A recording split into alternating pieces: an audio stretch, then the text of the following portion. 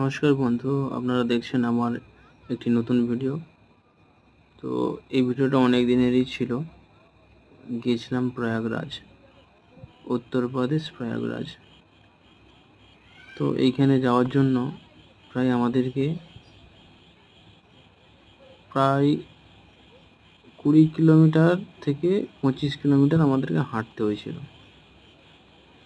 তবে আমরা গিয়ে পৌঁছেছিলাম প্রয়াগরাজের সঙ্গম, যেখানে